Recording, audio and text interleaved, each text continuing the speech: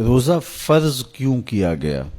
سویر سے لے کر شام تک سب کچھ ہونے کے باوصف بھوک اور پیاس میں وقت گزارنا اور میسر ہونے کے باوجود ایک گھونٹ بھی حلق سے نیچے نہ اترنے دینا، آخر اس میں کیا حکمت تھی؟ تو یہ بات اچھی طرح سے ہمیں سمجھ لینی چاہیے کہ یہ صرف کھانے پینے کو ترک کر دینا ہی نہیں ہے، بلکہ ان مقاصد جلیلہ کے حصول کے لیے روزہ رکھا جاتا ہے جو مومن کی زندگی کا مقصود ہے۔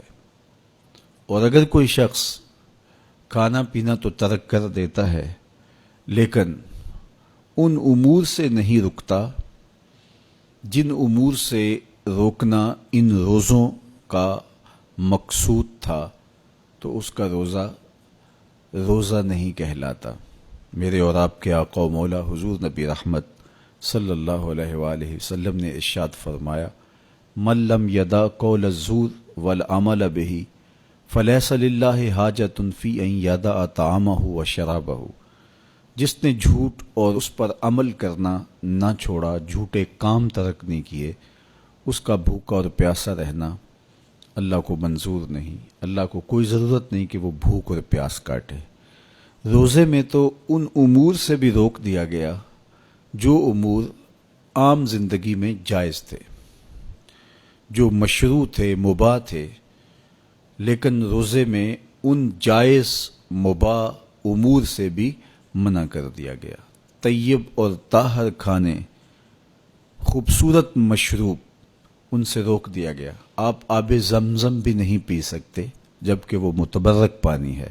شہر مدینہ میں بیٹھ کر شہر مدینہ کی پکی ہوئی کھجوریں بھی آپ نہیں لے سکتے، اس لیے کہ آپ روزے سے ہیں۔ تو روزے میں آپ کو متبرک چیزیں کھانے سے بھی روک دیا گیا، متبرک مشروب پینے سے بھی منع کر دیا گیا۔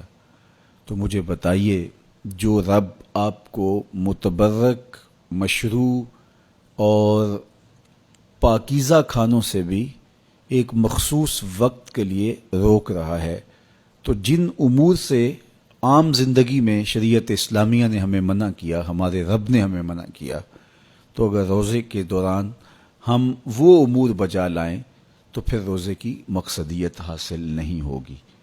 تو اسی لیے فرمایا، جس نے جھوٹ اور جھوٹے کام نہیں چھوڑے، اس کے بھوکا اور پیاسا رہنے کی اللہ کو کوئی ضرورت نہیں ہے۔ تو وہ یہ چاہتا ہے کہ میرے بندے ان امور سے بھی جب رک جائیں گے جن امور سے عام زندگی میں نہیں روکا گیا، تو وہ لازمی طور پہ ان امور سے رکنے کی کوشش کریں گے جن امور سے اسے منع کیا گیا ہے۔ تو جب یہ چیز انسان کا فہم، انسان کی عقل اور انسان کی خرد طے کرتی ہے، تو پھر لامحالہ طور پہ رکنے کی عادت اس کے اندر تقوی کی نشأت کا ذریعہ بنتی ہے۔